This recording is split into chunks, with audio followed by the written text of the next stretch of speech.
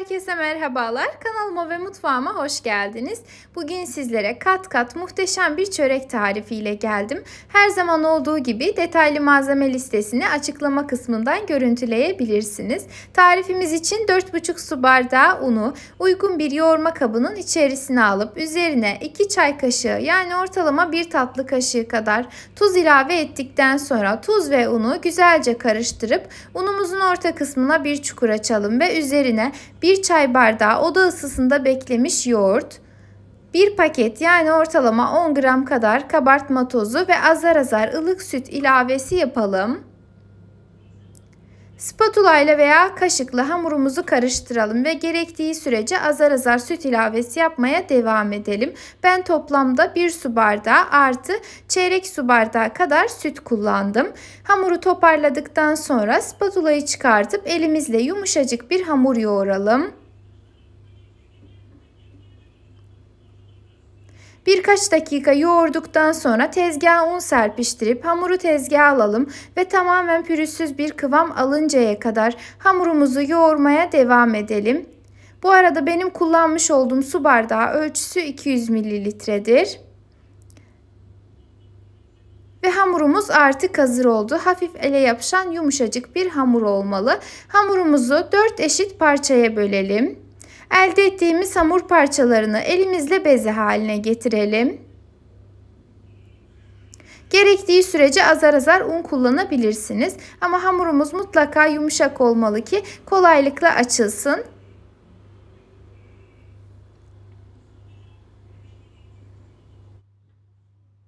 Ve bezelerimiz artık hazır oldu. Şimdi herhangi bir kap alıp içerisine unladıktan sonra hazır olan hamurlarımızı kabın içerisine alalım.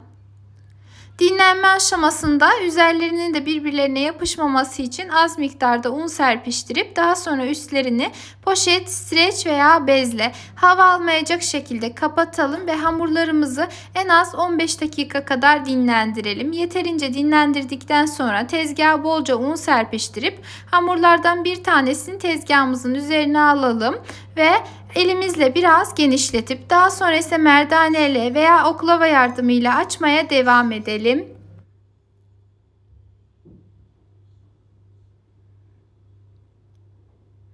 Bu arada eğer oklava kullanamıyorsanız merdaneyle açmaya devam edebilirsiniz.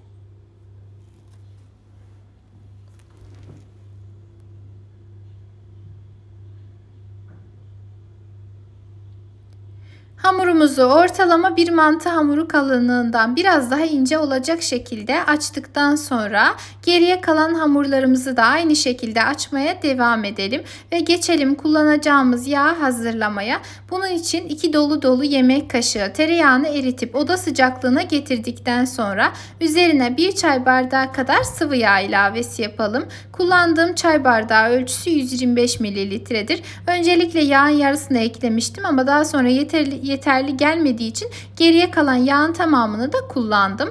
Şimdi açmış olduğumuz hamurlardan bir tanesinin üzerine 4-5 yemek kaşığı kadar hazırladığımız yağdan gezdirip fırça yardımıyla her tarafına güzelce sürelim. Yağladığımız hamurun üzerine ikinci katı yerleştirip kenarlarını elimizle düzleştirelim. Hamurumuz yumuşak olduğu için bu işlem oldukça kolay. O yüzden illaki hamurlarınızı eşit boyutlarda açmak zorunda değilsiniz.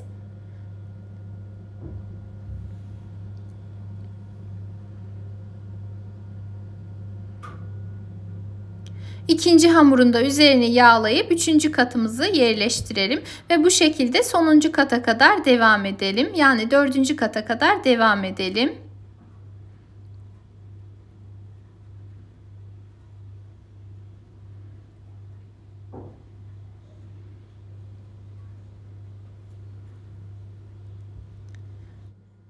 Sonuncu kat yufkamızı yerleştirdikten sonra geriye kalan yağın tamamını üzerine gezdirelim. Ve hamurumuz artık neredeyse hazır oldu. Şimdi hamurumuzun kenarlarından tutarak çekiştirelim ve dörtgen veya dikdörtgen bir şekil almasını sağlayalım. Bu aşamada hamurun orta kısmının kalın kalmamasına dikkat edelim. Bu arada eğer tarifimi buraya kadar izlediyseniz, beni her nerelerden takip ediyorsanız eğer, bulunduğunuz ili, ilçeyi veya ülkeyi yorum kısmında belirtirseniz çok sevinirim. Tarifle ilgili ise herhangi bir sorunuz, görüşünüz, öneriniz olursa onları da yorum kısmında belirtebilirsiniz. Şimdiden değerli yorum ve beğenileriniz için hepinize çok teşekkür ediyorum.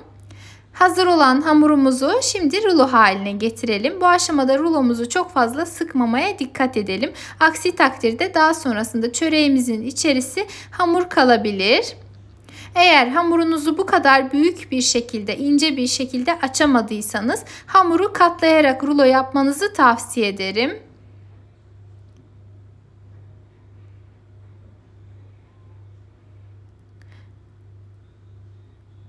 Hamuru rulo haline getirdikten sonra elimizle bu şekilde her tarafını eşitlemeye çalışalım ki rulomuz da düzgün görünsün. İçe doğru kıvırarak şekil verelim.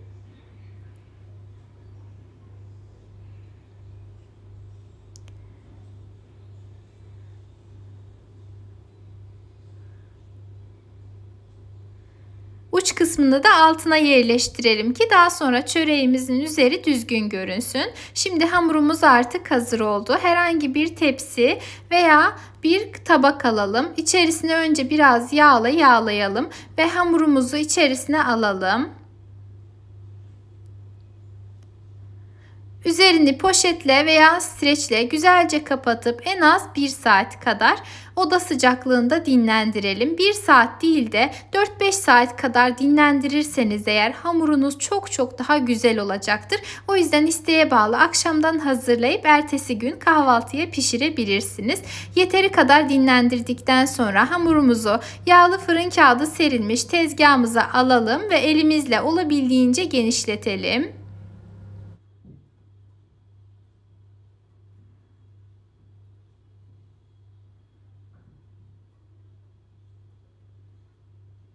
Hamuru elimizle olabildiği kadar genişlettikten sonra merdane ile üzerinden çok fazla bastırmadan üzerini düzleştirip hazır olan hamurumuzu fırın tepsimizin içerisine alalım. Daha sonra üzerine bir adet yumurta kırıp fırçayla yumurtayı her tarafına güzelce sürelim. Bu arada hamuru açtıktan sonra, yani yumurta sürmeden öncesinde de 5-10 dakika kadar dinlendirirseniz çöreğiniz çok daha yumuşak ve güzel olur. Yumurtayı sürdükten sonra ise çatalla üzerine şekil verelim.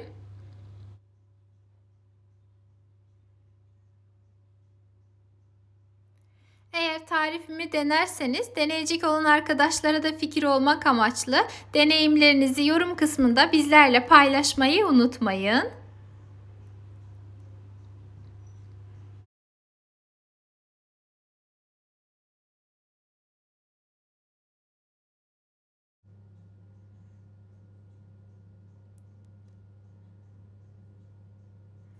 Ve çöreğimiz artık fırına gitmeye hazırdır. Şimdi önceden ısıtılmış 190-200 derece fırında üzeri ve altı kızarıncaya kadar pişirelim. Eğer fırınınız çok hızlı pişiriyorsa 180 derecede pişirmenizi tavsiye ederim. Ortalama pişme süresi 20-25 dakikadır. Fırından fırına süre değişebilmektedir. Fırından çıkan çöreğinizi ister sıcak isterse de soğuk olacak şekilde servis edebilirsiniz. Çok sıcak haliyle kesmemenizi tavsiye ederim. Ve artık hazır oldu. Gördüğünüz gibi kat kat ve de çok güzel. Gerçekten çok beğendik. Hatta bu hafta tam 3 kez yaptım. Eminim sizler de denedikten sonra beğeneceksiniz. Eğer beğendiyseniz beğeni bırakmayı, yorum yazmayı, kaydetmeyi ve de görmesini istediğiniz arkadaşlarınız ve sevdiklerinizle aşağıdaki paylaş butonuna tıklayarak paylaşmayı unutmayın. Yepyeni videolu tariflerimden haberdar olmak adına kanalıma ücretsiz bir şekilde abone olarak bildirim zilini tüm olacak şekilde etkinleştirebilirsiniz. Kendinize çok iyi bakın. Allah'a emanet olun.